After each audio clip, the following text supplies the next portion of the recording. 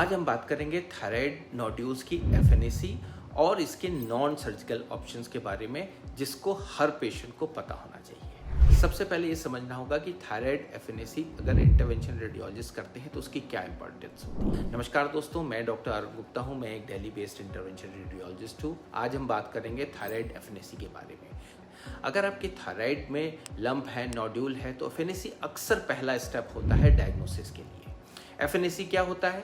FNAC का मतलब होता है फाइन नीडल एस्पिरेशन साइटोलॉजी। इसमें एक पतली सी नीडल से थायराइड के नोड्यूल से सेल्स निकाले जाते हैं, माइक्रोस्कोप के नीचे चेक किया जाता है और देखा जाता है कि बिनाइन है कि कैंसरस है। सिंपल टेस्ट है, ओपीडी में होता है, बिना स्टिचेस और सिर्फ लोकल एनेस्थीसिया में। प्रॉब्लम क्या होती है रूटीन एफएनएसी में? देखिए, बहुत जगहों पर एफएनएसी ब्लाइंड किया जाता है, सिर्फ नोड्यूल को पकड़ के नीडल डाल के, यानी सिर्फ हाथ से फील करके नीडल डाली जाती है।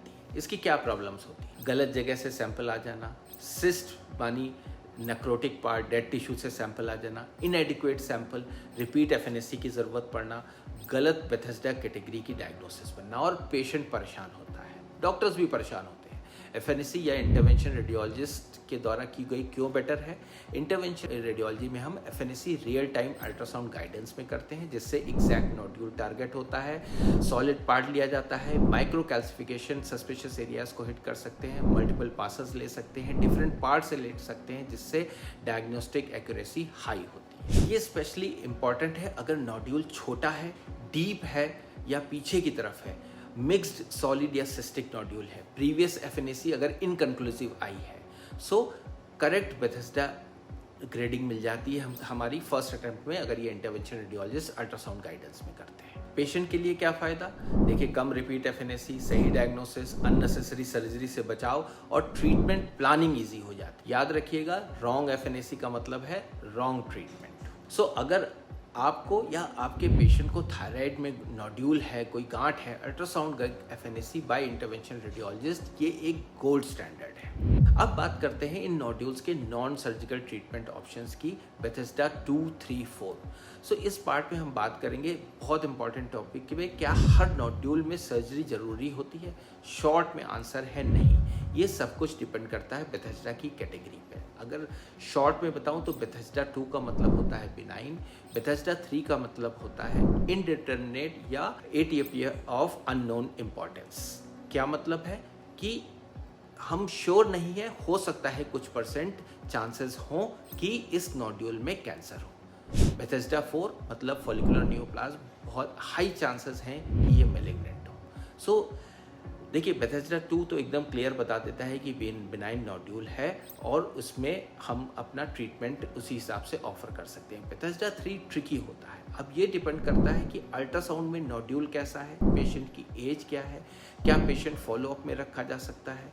अगर कम सस्पिशियस लगता है तो बहुत सारे नोड्यूल्स को जस्ट सर्विलेंस फॉलोअप पे रखा जाता है, ये देखने के लिए कि उसमें ग्रोथ तो नहीं हो रही है। अगर ग्रोथ हो रही है तो फिर उसको अकॉर्डिंगली ट्रीटमेंट सर्जरी के तरह से ऑफर किया जाता है। कुछ सेलेक्टेड पेशेंट्स में बेथेस्डा 3 कैटेगरी जो बहुत लो रिस्क है, उसमें नॉन सर्जिकल ट्रीटमेंट ऑफर किए जा सकते हैं।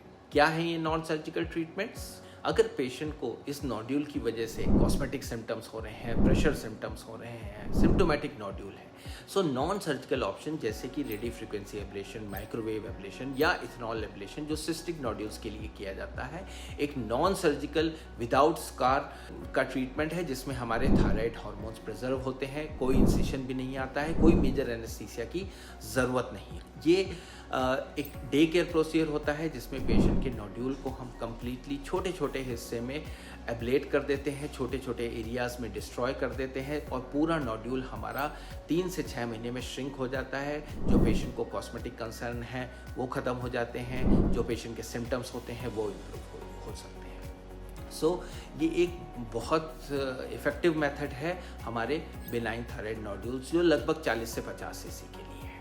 अब बात करते हैं बेथेस्डा 4, यानी मैलिग्नेंट 100% नहीं होता लेकिन रिस्क बढ़ जाता है लगभग 30%। सो डिटेल्ड अल्ट्रासाउंड रिस्क असेसमेंट, कुछ केसेस में मॉलिक्यूलर टेस्टिंग, ये सब बहुत इंपॉर्टेंट होते हैं। सो इंटरवेंशन रेडियोलॉजिस्ट एक्यूरेट एफएनएसी करते हैं, रिस्क स्ट्रैटिफिकेशन करते हैं, image guided non surgical treatment offer करते हैं एंड देन इन पेशेंट को फॉलोअप पे हम देखते हैं। हम सिर्फ डायग्नोसिस नहीं करते, कंप्लीट थायराइड केयर प्रोवाइड करते हैं।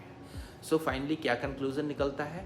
हर थायराइड नोड्यूल को सर्जरी की ज़रूरत नहीं होती है। Right diagnosis, right patient selection, best outcome. So thyroid nodule ablation के बारे में मैंने बहुत सारे वीडियो बना चुका हूँ यूट्यूब पे, आप उनको जाकर देख सकते हैं कि कैसे बिना सर्जरी के द्वारा बिनाइन नोड्यूल्स का ट्रीटमेंट किया जाता है।